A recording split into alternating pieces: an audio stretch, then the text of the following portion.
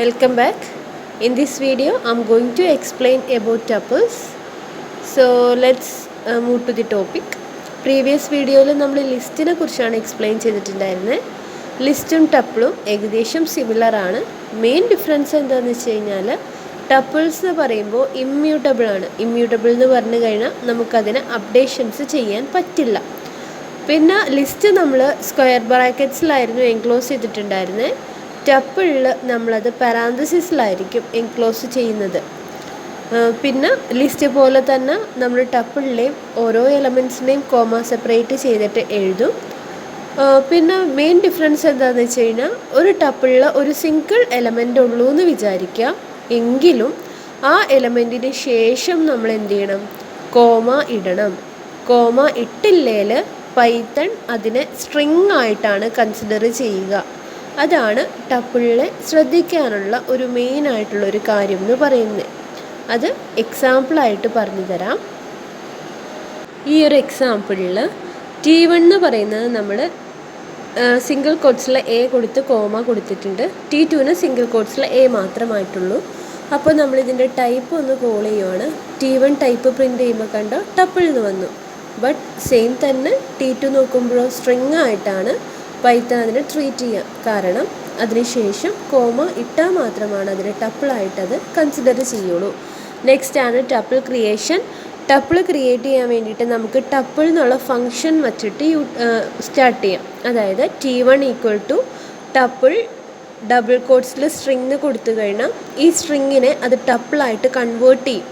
എന്നിട്ട് print T1 കൊടുത്തു കഴിഞ്ഞാൽ ഓരോ ലെറ്റേഴ്സും സിംഗിൾ കോട്ട്സിൽ കോമ സെപ്പറേറ്റ് ചെയ്ത് ടപ്പിൾ ഫോമിൽ വന്നിരിക്കുന്നത് കാണാം.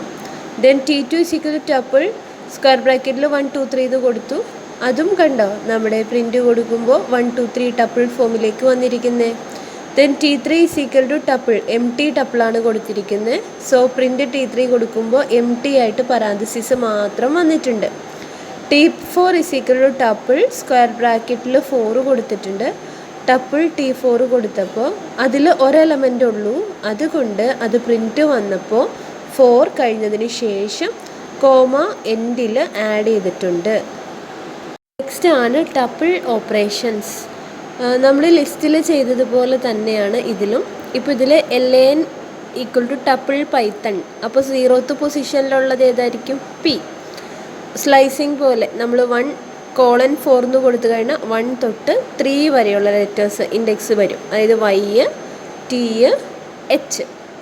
ദെൻ ലിസ്റ്റ് പോലെ അല്ല, നമ്മൾ സ്റ്റാർട്ടിങ്ങിൽ പറഞ്ഞിരുന്നു ടപ്പിൾസ് ഇമ്മ്യൂട്ടബിൾ ആണ്, അപ്ഡേറ്റ് ചെയ്യാൻ പറ്റില്ല.